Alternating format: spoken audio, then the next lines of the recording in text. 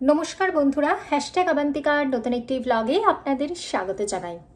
আমার দুই বাংলার বহু ভাই বোনেরই স্বপ্নের দেশ আমেরিকা। তাদের স্বপ্ন থাকে উচ্চশিক্ষার জন্য বা কর্মসূত্রে আমেরিকায় পাড়ি জমানো এবং সেখানে গিয়ে স্থায়ীভাবে বসবাস স্থাপন করা। তাদের স্বপ্নের দেশ আমেরিকা, সম্ভাবনার দেশ আমেরিকা। কিন্তু 2025 সালে আমেরিকা কতটা স্বপ্নের দেশ, আমেরিকায় আসা সত্যি কতটা যুক্তিগ্রাহ্য, আজকে আমি এই ভিডিওর মাধ্যমে আপনাদের সাথে শেয়ার করব যারা স্টুডেন্ট ভিসা বা ওয়ার্ক ভিসা, মূলত H1B ভিসার মাধ্যমে আমেরিকায় আসছেন, তাদের ভবিষ্যৎ কি হতে পারে, তাদের ভবিষ্যতে কতটা তাদের উন্নতির সম্ভাবনা রয়েছে, সমস্ত কিছুই আজকে আমি একটি তুলনামূলক আলোচনা আপনাদের সাথে করব এই ভিডিওর মাধ্যমে। তাই স্কিপ না করে পুরো ভিডিওটা আমার সাথে থাকুন। ভিডিওটি ভালো লাগলে লাইক করবেন আর অবশ্যই চ্যানেলটিকে সাবস্ক্রাইব করবেন। আমেরিকাতে রয়েছে নামজাদা বহু ইউনিভার্সিটি। প্রত্যেক বছর দুই বাংলার বহু মানুষ এই সমস্ত ইউনিভার্সিটিতে অ্যাডমিশন নেয়। তাদের থাকে দুচোখ ভরার স্বপ্ন, তারা উচ্চশিক্ষা কমপ্লিট করার পর তাদের চাকরি পাওয়ার স্বপ্ন। কিন্তু বর্তমানেতে 2025 সালে যারা স্টুডেন্ট ভিসা নিয়ে আমেরিকাতে বসবাস করছেন, তারা কিন্তু অনেকেই তাদের ভবিষ্যৎ জীবন নিয়ে চিন্তাগ্রস্ত। তাদের অনেকেরই মাথায় রয়েছে 30, 40, 50 লাখের লোন। তারা হয়তো ভেবেছিলেন আমেরিকায় আসার পর, উচ্চশিক্ষা কমপ্লিট হওয়ার পর এখানেতে কোনো বহুজাতিক সংস্থাতে উচ্চ বেতনে চাকরি করবেন। কিন্তু অনেক সময়তেই তাদের কিন্তু শূন্য হাতে দেশে ফিরে যেতে হচ্ছে, কারণ তারা চাকরি পাচ্ছেন না। আজকে যত সংখ্যক স্টুডেন্ট আমেরিকার এই সমস্ত ইউনিভার্সিটিগুলো থেকে পাশ করছেন, তত পরিমাণ কিন্তু জবের অভাব, ডিমান্ডের থেকে সাপ্লাই বেশি হয়ে গেছে। তাই আপনাকে কিন্তু যথেষ্ট স্কিলড হতে হবে। আজকে যারা টপ 5% তারাই কিন্তু চাকরি পাচ্ছেন।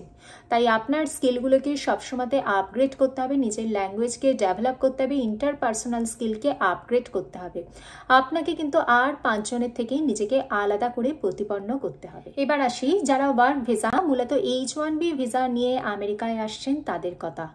প্রত্যেক বছর 85,000 করে H1B ভিসা ইস্যু করা হয়ে থাকে, যার মধ্যে 65,000 ভিসা ইস্যু করা হয়ে থাকে জেনারেল ক্যান্ডিডেটদের জন্য এবং 20,000 ভিসা ইস্যু করা হয়ে থাকে আমেরিকা থেকে মাস্টার্স বা তার সমতুল্য বা হায়ার কোনো ডিগ্রি অর্জন করছেন তাদের জন্য।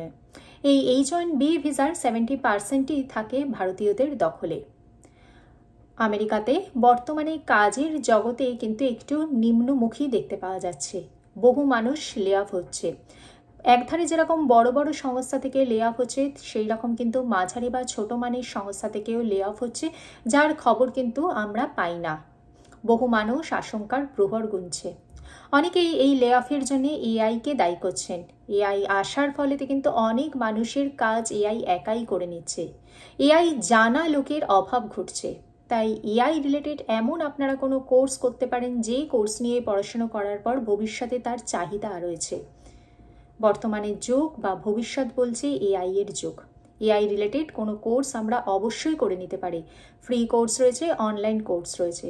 এই সমস্ত কোর্স করার পর তার থেকে যদি আমরা এক্সপিরিয়েন্স করতে পারি, তাহলে ভবিষ্যৎ জীবনে কিন্তু অনেক কিছুতেই সহায়তা পেতে পারি। বর্তমানেতে কোনো মানুষের, বিশেষ করে H1B ভিসা হোল্ডারদের চাকরি চলে গেলে এতদিন পর্যন্ত তারা আমেরিকাতে 60 দিন থাকার অনুমতি পেতেন। কিন্তু বর্তমানেতে চাকরি চলে গেলে তাদের কাছে কিন্তু হোমল্যান্ড সিকিউরিটিসের নোটিশ চলে আসছে দেশ ছেড়ে দেওয়ার। তারা কিন্তু দেশ ছেড়ে নিজের অন্য কোনো দেশে চলে যেতে বাধ্য হচ্ছেন বা নিজের দেশে ফিরে যাচ্ছেন। ট্রাম্প সরকারের রীতিমতো একটি ঘোষণা দেখতে পাওয়া গেছে।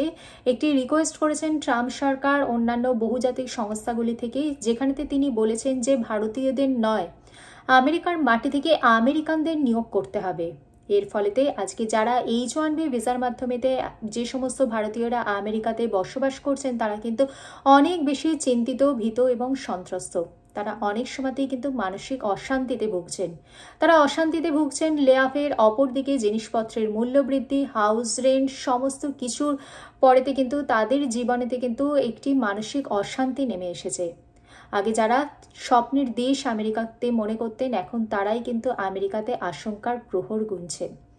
এতদিন পর্যন্ত অনেক মানুষ আমেরিকায় ভাবতেন যে এখান থেকে নাগরিকত্ব লাভ করবেন, কিন্তু বর্তমানেতে নাগরিকত্ব পাওয়া কিন্তু রীতিমতো ভাগ্যের ব্যাপার। নাগরিকত্ব পাওয়ার জন্য যে গ্রিন কার্ড লাভের যে প্রসেস, সেটাও কিন্তু ক্রমশই দীর্ঘায়িত হতে চলেছে। বহু মানুষই তাই আজকে চিন্তিত। অনেক জায়গাতেই রিক্রুটমেন্ট হচ্ছে না বা অনেক জায়গাতেই ঘোস্ট হায়ারিং চলছে। মানে ধরুন কোম্পানিগুলো রিক্রুটমেন্টের জন্য নোটিশ দিচ্ছে, ইন্টারভিউ নিচ্ছে, অথচ জয়েনিং করাচ্ছে না। একটা পোস্টের জন্য অসংখ্য অ্যাপ্লিকেন্টস, কম্পিটিশন অনেক বেশি বেড়ে গেছে। ফ্রেশার্সদের অবস্থা তো আরোই খারাপ। বহু জায়গাতে কিন্তু আজকে ওয়ার্ক ফ্রম হোম জবের জায়গায় হাইব্রিড মোডে জবের অফার আসছে। অনেক মানুষ চিন্তিত।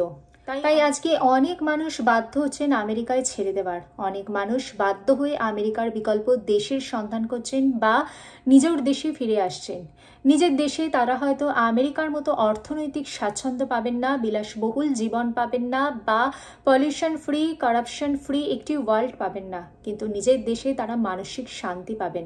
তাই আজকে এতদিন যখন শোনা যেত যে ইন্ডিয়া বা বাংলাদেশ থেকে মানুষরা আমেরিকার অভিমুখে পাড়ি জমাচ্ছেন, এখন অনেক সময়তেই শোনা যাচ্ছে যে আমেরিকার প্রবাসী বাঙালিরা বাধ্য হচ্ছেন আমেরিকা ছেড়ে নিজের দেশ বা বিকল্প কোনো দেশে মাইগ্রেটেড হতে। এই ভিডিওটার সারমর্ম তারাই বুঝবেন যারা বর্তমানে আমেরিকাতে ওয়ার্ক ভিসা বা স্টুডেন্ট ভিসা নিয়ে বসবাস করছেন।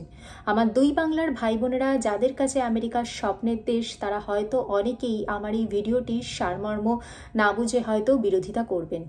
আমি সেই সমস্ত কমেন্টের অপেক্ষায় রইলাম। ভিডিওটি ভালো লাগলে লাইক করবেন, চ্যানেলটিকে সাবস্ক্রাইব করবেন। দেখা হচ্ছে পরবর্তী ভিডিওতে। ভালো থাকবেন, সুস্থ থাকবেন। নমস্কার।